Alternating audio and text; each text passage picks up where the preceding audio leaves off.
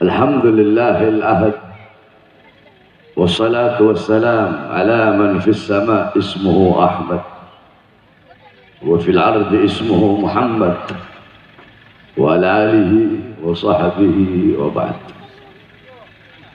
Yang saya cintai, yang saya muliakan, para alim ulama, para habaib, para kiai, para asatid, para tokoh masyarakat, segenap aparat pemerintah, wabil khusus Al-Habib Zaki Al-Hamid beserta para habaib yang lain, para kiai yang lain,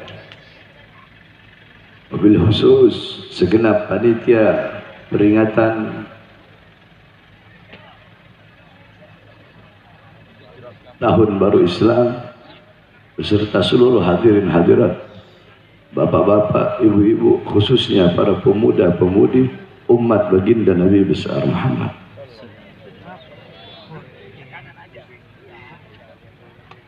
Saudara-saudara, sebenarnya tadi saya dari rumah sakit itu tidak diperbolehkan untuk hadir. Tetapi saya tanya, acaranya di mana? Pengantin. Saya pengantinan ya? Pegantinan. Tapi kenapa saya tetap hadir? Karena selama 2 hari dari kemarin di sini, itu yang saya lihat bendera itu tulisannya PHB Peganten. Bendera itu terus yang selalu berkibar, sehingga itulah yang mengetuk hati saya untuk hadir di sini.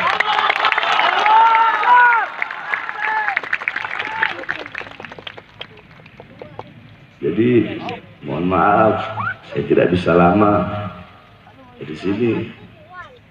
Saya mau langsung balik ke Jakarta, walaupun sedikit, insya Allah bermanfaat.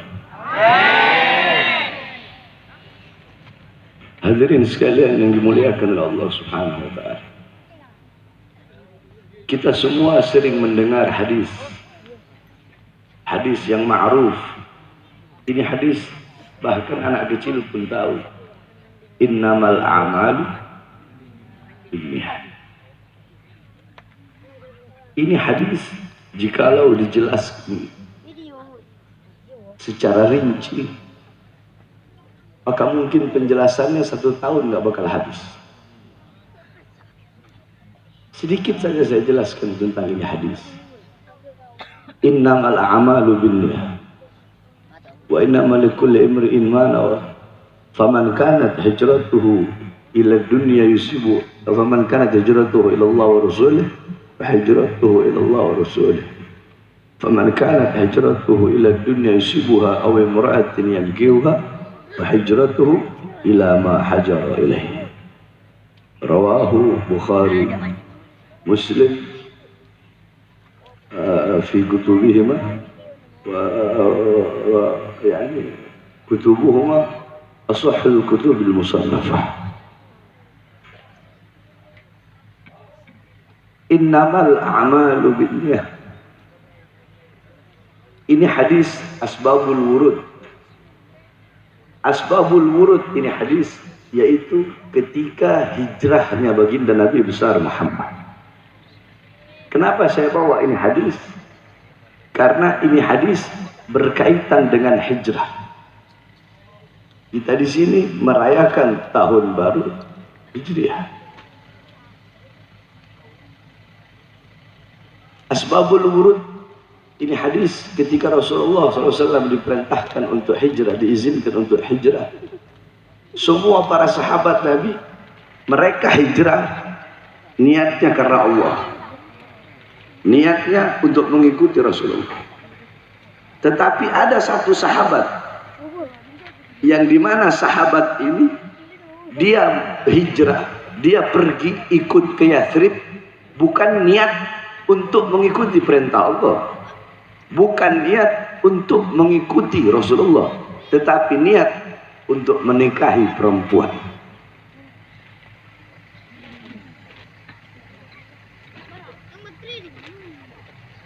Ketika Rasulullah tahu ada satu sahabat yang dimana sahabat ini ingin hijrah tetapi bukan niat karena Allah dan karena Rasulullah, maka Rasulullah mengeluarkan hadis tersebut, innamal a'malu binniyat ila akhir hadis.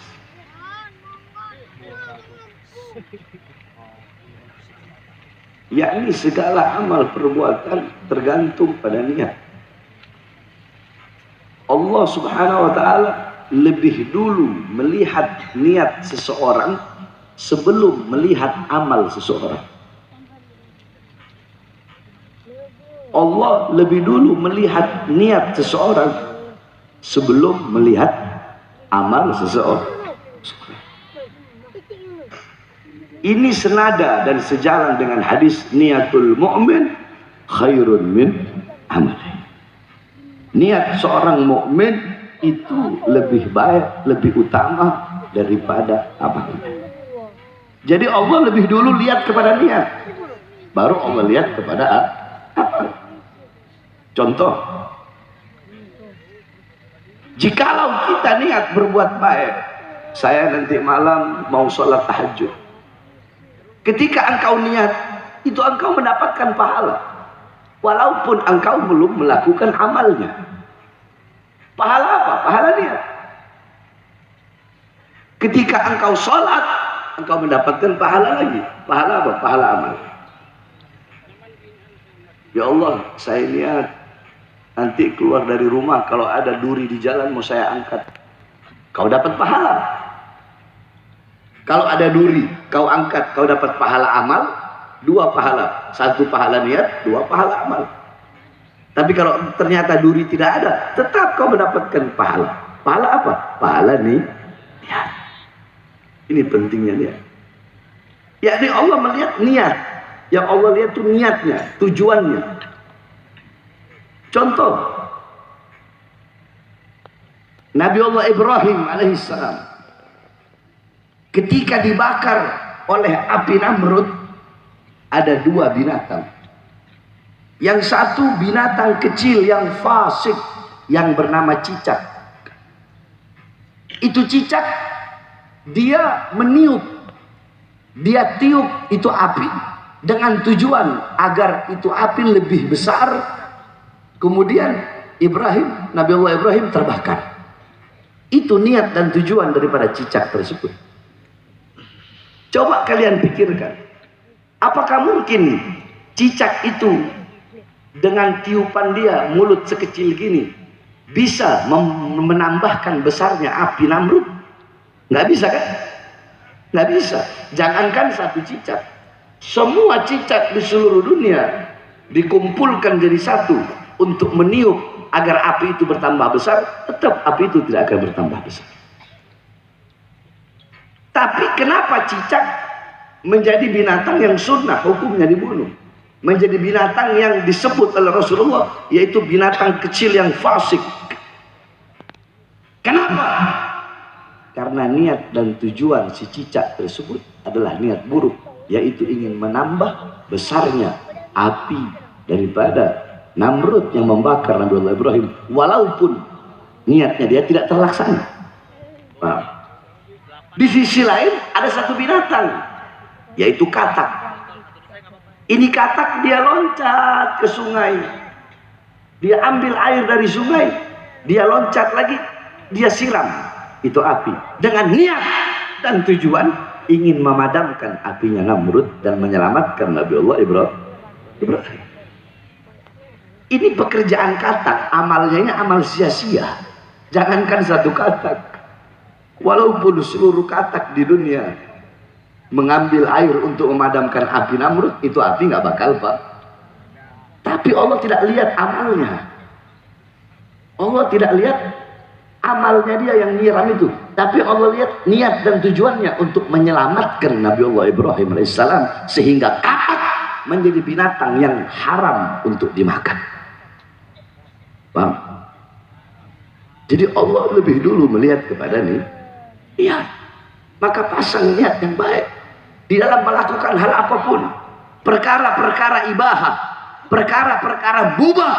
Kalau engkau niatkan untuk ibadah, maka engkau mendapatkan pahala dari Allah Subhanahu wa taala. Apa apapun itu.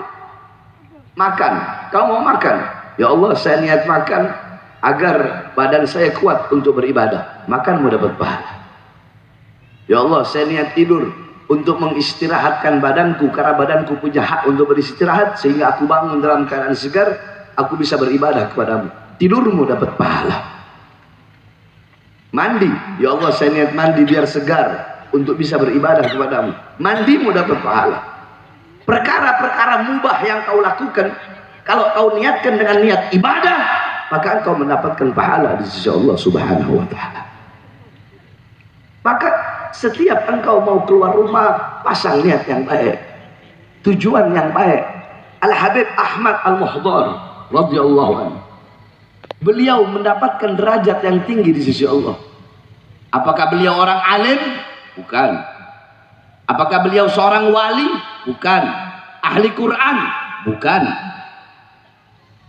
Ahli agama? Bukan. Terus beliau hanyalah seorang pedagang. Tapi kenapa mendapatkan derajat yang tinggi di sisi Allah? Setiap beliau keluar dari rumah mau ke toko, itu beliau punya buku catatan yang penuh dengan niat-niat yang baik. Hari ini saya niat mau sholat sunnah di masjid ini, hari ini saya niat mau sedekah sekian, hari ini saya niat ini, hari ini saya niat ini, saya niat ini. Semua niat yang beliau tulis itu tidak mungkin beliau lakukan semuanya, paling 1, 2, 3 yang beliau lakukan. Tetapi beliau mendapatkan pahala dari semua niat yang telah beliau niatkan, walaupun beliau tidak melakukan. Itu luar biasanya niat. Nah, niat buruk sebaliknya. Kalau niat baik, engkau belum melakukan amal baik itu, kau mendapatkan pahala. Kalau niat buruk sebaliknya. Kamu niat mencuri, kamu belum mendapatkan dosa jika kamu belum mencuri. Niat mencuri, kau belum dapat dosa. Tapi ketika kau mencuri, baru kau dapat dosa. Tapi apabila engkau menggugurkan niat burukmu, kau gugurkan karena takut kepada Allah, bukan takut ketahuan polisi. Ada kan orang mau maling motor nggak jadi, kelihatan sama orang. Nah, kalau itu tetap dia dapat dosa. Yang dimaksudkan menggugurkan niat di sini adalah menggugurkan niat jahatnya, niat buruknya karena Allah. Apabila dia telah niat buruk, kemudian dia gugurkan niatnya karena takut kepada Allah, maka dia mendapatkan pahala. Jadi niat ini begitu luar biasa. Maka tanamkan dalam hatimu, segala apapun yang kau lakukan, niatkan karena Allah Subhanahu wa Ta'ala. Jangan engkau niatkan karena dunia, harta, pangkat, jabatan, tahta, kekuasaan, atau suhro, ketenaran, atau popularitas. Jangan. Niatkan semuanya karena Allah Subhanahu wa Ta'ala. Karena kelak di akhirat, wallahu alimun bidzatis sudur. Allah yang mengetahui hal-hal yang berada di balik dada. Allah tahu apa niatmu, apa tujuanmu, sehingga kelak di akhirat ada satu orang yang datang, dia berkata, ya Allah, dulu di dunia aku baca Quran karenamu ya Allah. Apa kata Allah? Kadzabta, bohong kamu, dusta. Engkau baca Quran bukan karena aku. Engkau baca Quran agar dibilang suaramu enak. Kamu baca Quran untuk mendapatkan pujian dari manusia. Tujuan kamu bukan aku, tujuan kamu adalah mereka. Maka sekarang kamu tidak mendapatkan apa-apa dariku, mintalah balasan kepada mereka. Apakah bisa mereka memberikan balasan pada hari?